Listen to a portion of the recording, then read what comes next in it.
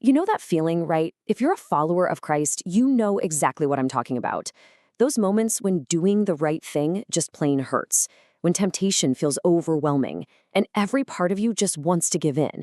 Well, today, we're diving into that. We're going to talk about what it means to stay faithful, especially when you feel like you're walking through fire.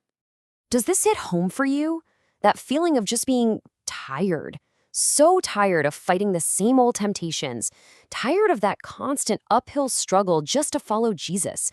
If you've ever felt that way, listen, you are so not alone. In fact, that feeling, that struggle, it's right at the heart of what it means to walk with Christ. The Apostle Paul, he nails it right here. He explains that this isn't just something in our heads. No, it's a real spiritual war.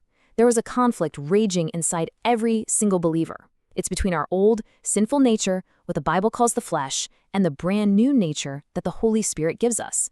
This right here, this is our battlefield. But here's where we often get it backwards. We feel that fight, that tension, and we immediately think it's a sign that we're failing.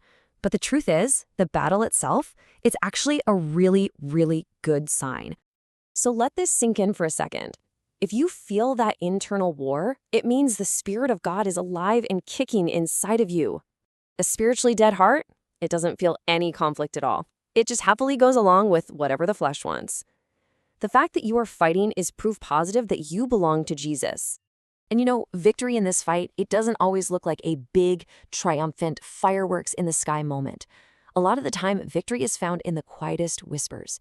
It's that small, split-second choice where you choose Christ over comfort, over pleasure, over yourself. That moment, right there, that's what victory looks like to heaven. Okay, but let's be real. That kind of victory comes with a price tag. Truly obeying Jesus is going to cost you something. It demands a daily and, sometimes painful choice to surrender what we want. You've got these two columns, right? On one side, you've got everything our human nature screams for. Comfort, making ourselves look good, instant gratification. And on the other side, you've got what the Spirit is calling us to. Self-denial, holiness, and letting go of our rights. Every single day, sometimes every single hour, we stand between these two lists and we have to choose. I mean, Jesus couldn't have been any clearer about this. Following him isn't a one-and-done decision you make one Sunday morning. It is a daily decision to say no to yourself, to pick up your own personal cross, the unique struggles and sacrifices in your own life, and to follow him.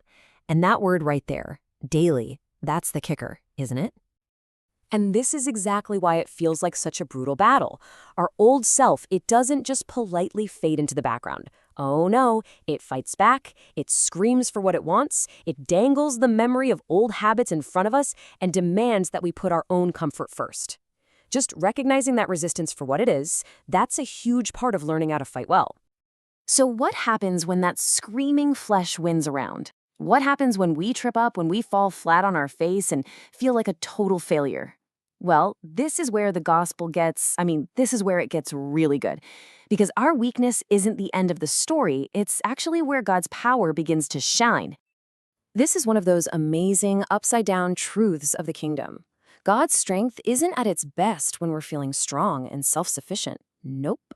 His power is perfected. It's completed.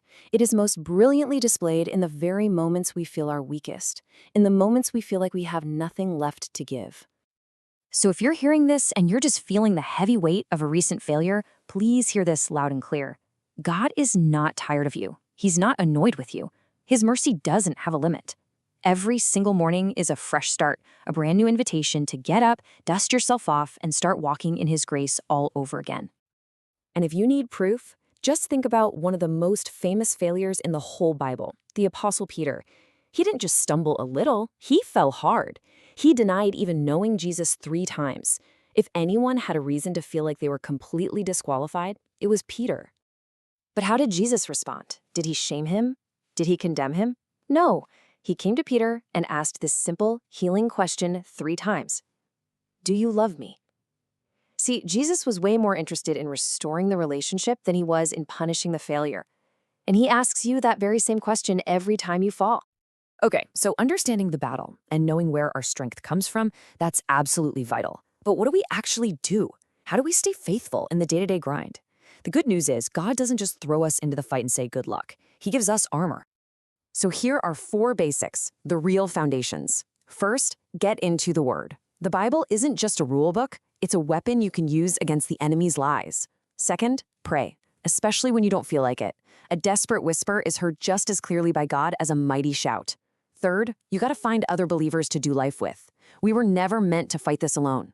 And finally, always come back to your why. Why are you fighting? Because you love the one who gave everything for you. And we can get even more practical. Right in the heat of the moment, is there a specific sin that trips you up again and again? Find a verse that speaks right to it and burn it into your memory. When that temptation hits, don't just think, speak. Praying God's truth out loud can literally break the power of a thought pattern.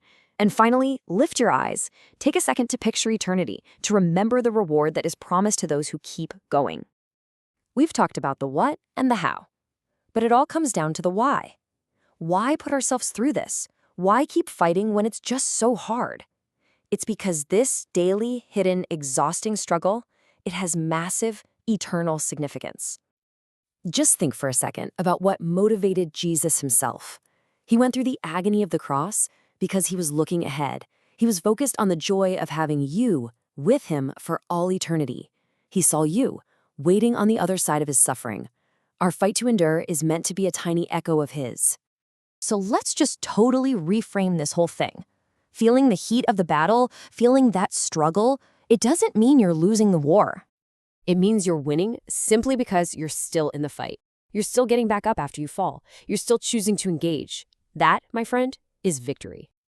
Every single time you make that tiny decision to obey, to choose purity, to offer forgiveness, to speak truth when it's easier to lie, it's a declaration. Every no to sin is a loud yes to Jesus.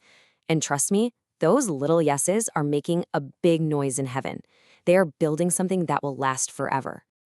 And please, never ever forget this. You are not fighting by yourself.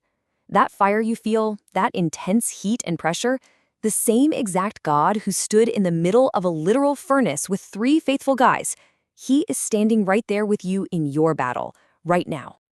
And really, that's the final question we all have to answer. The battles of this life, the fires of trial and temptation, they're not going to last forever. When the smoke finally clears and you're standing before Jesus, what will you be holding in your hands? Will it be the temporary ashes of comfort and compromise? Or will it be the pure, refined gold of a faith that was tested by fire and found to be real?